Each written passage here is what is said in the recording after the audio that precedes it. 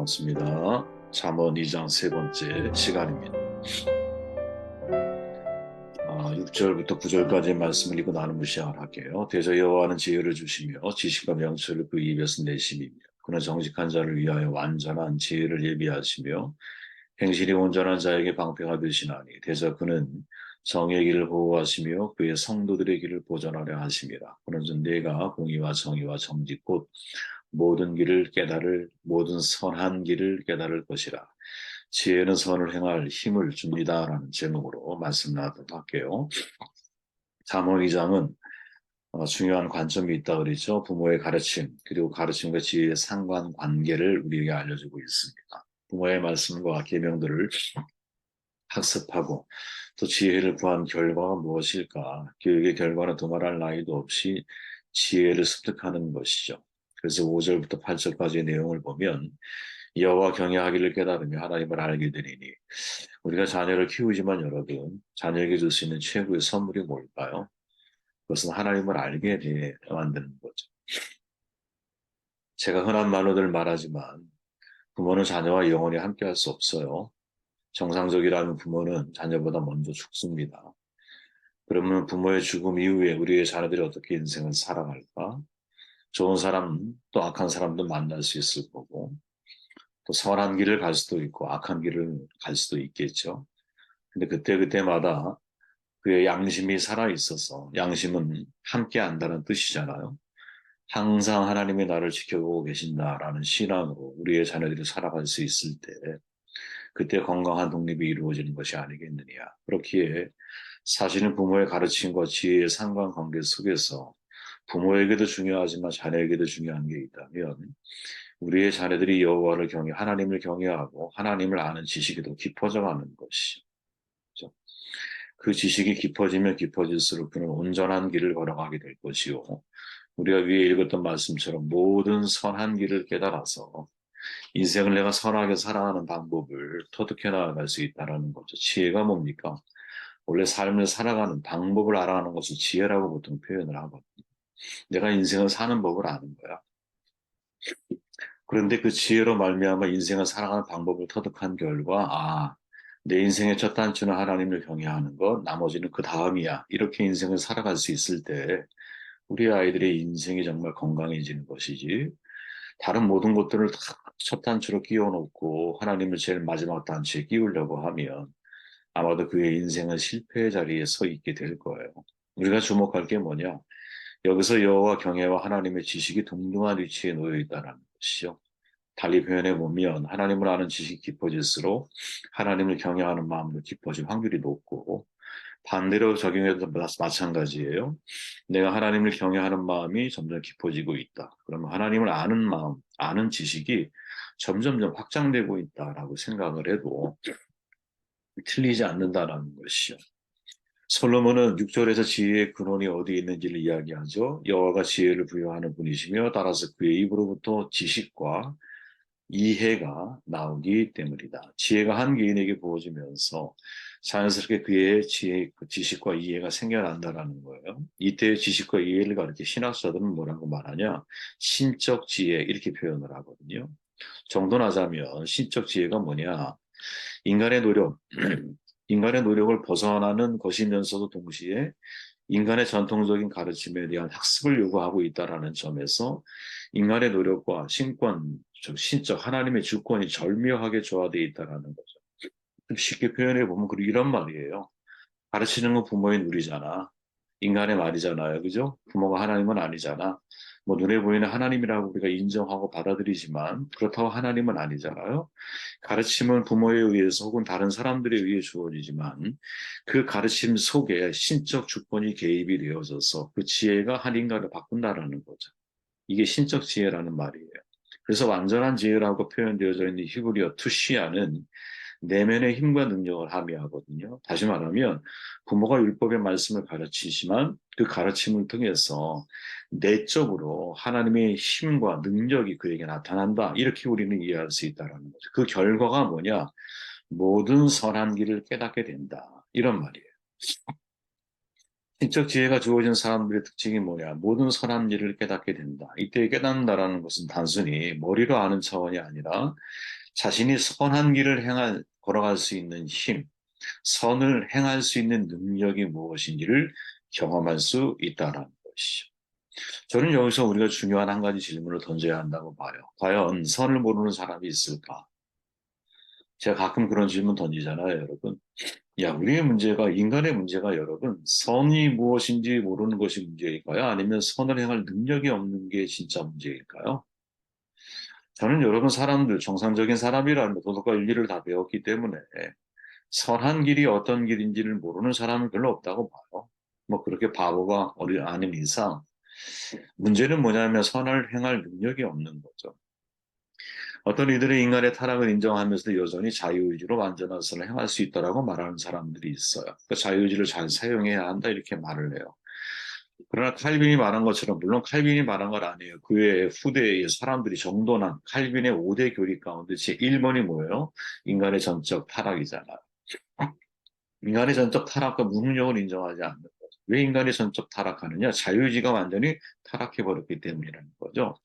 즉, 내가 선택할 수 있는 모든 것들이 사실은 이미 타락된 자유의지를 가지고 있기 때문에 선을 향한 선택보다는 이기심, 악을 향한 선택을 하는 확률이 훨씬 더 높아진 것이 바로 인간의 모습이라는 거죠. 여기에 여러분 동의하지 않을 사람이 있을까요?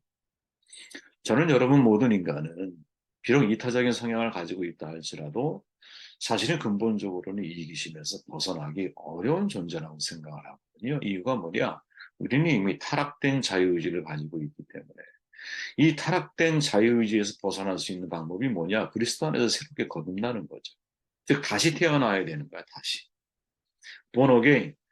그래서 내가 다시 예수 안에서, 성령 안에서 다시 내가 태어나야, 그래야 내 안에 망가진 자유의지가, 원래 정상적인 자유의지, 예전에 하나님이 우리에게 주셨던, 우리가 그렇게 행동하기 원하셨던 그 자유의지를 가지고 정말 하나님이 원하시는 선한 삶을 살아낼 수 있는 거죠. 여러분, 하나님이 우리에게 자유의지를 주셨다라고 하는 것 속에 이면에는 제한된 전능성이 포함되어 있잖아요. 무슨 말이에요? 하나님이 나를 마음대로 하시지 않는다라는 거예요. 우리가 누군가를 사랑하면 여러분, 그 사람을 내가 마음대로, 내 마음대로 놀이개처럼, 그 목각 인형처럼 여러분, 우리가 다루려고 하지 않잖아요. 내가 진짜 사랑하면 그 사람에게 자유를 주듯이, 그리고 자유 가운데서 네가 나를 사랑하기를 원하잖아요. 여러분 자유를 빼앗고 내가 힘으로 상대의 사랑을 이끌어내는 것을 누가 그걸 사랑이라고 말을 해요? 그거야말로 폭력이고, 그죠? 사랑을 빙자. 그거야말로 비인격적인 것이고, 그거야말로 여러분 은혜라는 게 없는 거잖아요. 하나님이 우리를 사랑하시는 방법은 여러분 자신의 전능성을 제한하시면서도 즉 자신의 자유까지 제한하시면서도 인간에게 자유의지를 주실 만큼의 사랑이거든요. 그러니까 이거를 정말 우리가 이해하게 될 때 그때 여러분 내 안에서 거듭남이라고 하는 것이 그죠? 자발적인 마음으로 나의 자유의지를 하나님의 말씀으로 바꿔 나가려고 하는 그런 변화들이 우리 가운데 있는 것이 아니냐. 점점 중요한 내용에 들어가 볼게요. 9절 말씀입니다. 내가 공의와 정의와 정직과 모든 선한 길을 깨달을 것이라. 그 지혜가 내 마음에 들어가며 지식이 내 영혼을 즐겁게 할 것이요. 사실 이게 되게 어려운 구절입니다. 특히 뭐 위에 있는 거 내용을 읽어보시면 되고요. 모든 선한 길 할 때 두 가지만 제가 이야기하면 선한 길 할 때 이 길은 보통 이 길을 표현할 때 네렉이라고 하는 단어를 많이 쓰거든요. 근데 여기 특별히 제가 전에 말했듯이 마갈이라고 하는 단어를 사용했어요. 마갈. 마갈 의미 속에 인생의 코스가 담겨 있다고 그랬잖아요. 그러니까 무슨 말이냐. 우리가 정말 하나님의 지혜를 얻게 되면, 하나님이 나에게 지혜를 주시게 되면, 내가 하나님의 지혜 가운데 거하게 되면, 모든 선한 길, 즉, 코스가 다 다른 길 속에 선이 다를 수 있거든요.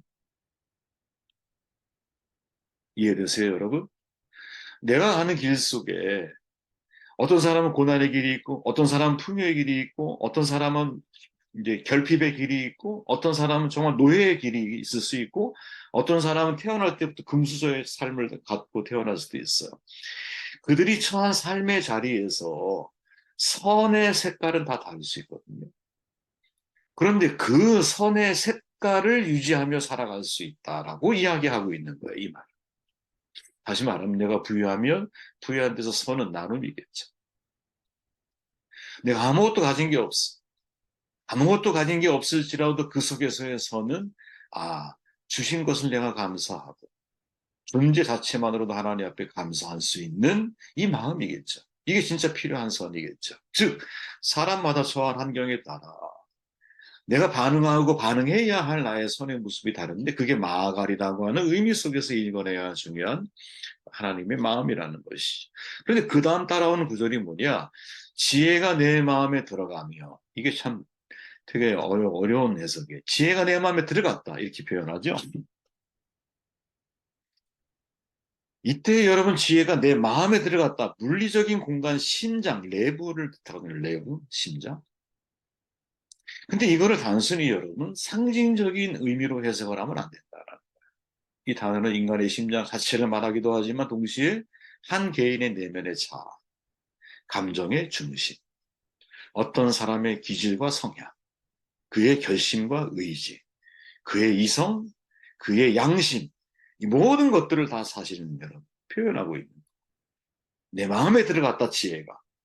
다시 말하면 지혜가 내 결심에 들어오고 내 의지에 들어오고 내 성향과 기질에 들어오고 내 자아에 들어온 거야 지혜가. 하나님의 말씀이.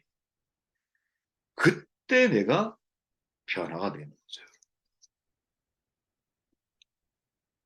지혜가 내 마음에 들어와야 변화되는 거예요.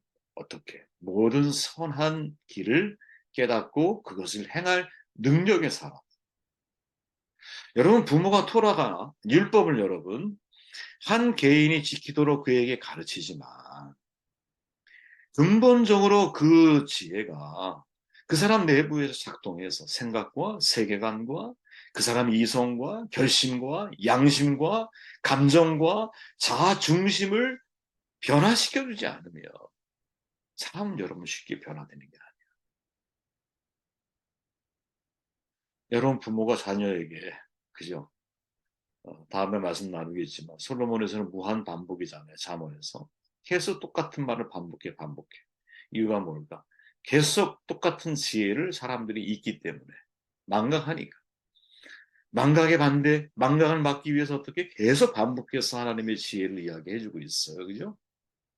그런데 이 장에서 지금 우리가 있는 내 마음에 들어가며 이 말의 이 중요한 핵심은 사람의 내면은 여러분 사람의 말로 바뀌는 게 아니에요. 네.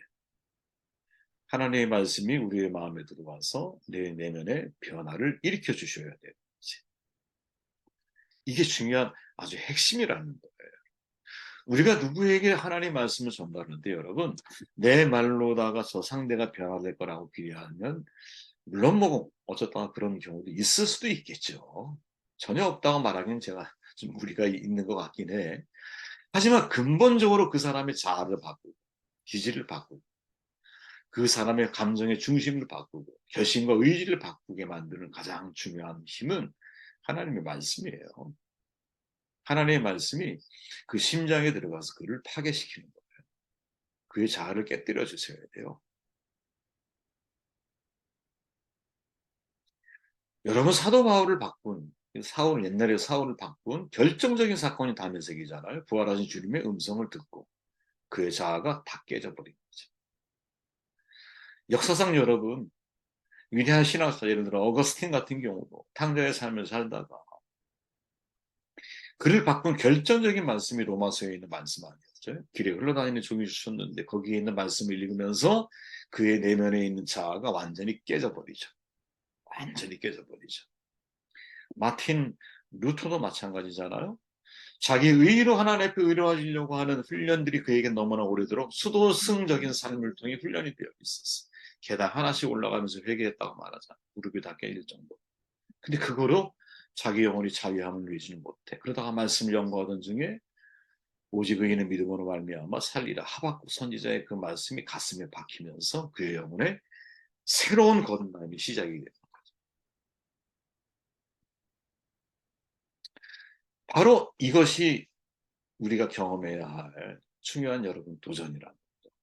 그죠? 지혜가 모든 선한 길을 깨닫게 해.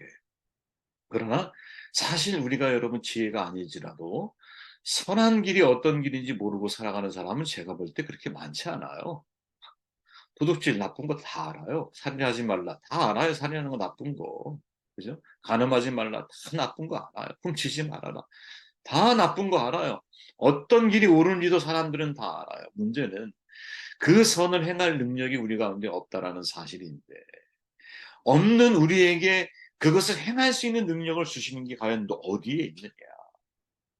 그게 하나님의 지혜의 말씀이 우리의 내면에 들어와서 푸샤 내게 내면의 힘이 되고 내면의 능력이 돼서 나의 자아를 깨뜨리고 또 나의 감정의 중심을 하나님의 손 대셔서 나로 하여금 그 선한 길을 살아낼 수 있는 동력을 얻게 하시는, 이게 진짜 지혜가 가지고 있는 가장 강력한 힘이 아니겠느냐. 하나님 말씀이 가지고 있는 가장 강력한 힘이 아니겠느냐. 결국 저희가 정말 기대하고 저희가 모일 때마다 이제 교제하고 나눠야 할 핵심적인 메시지가 여기에 있겠죠.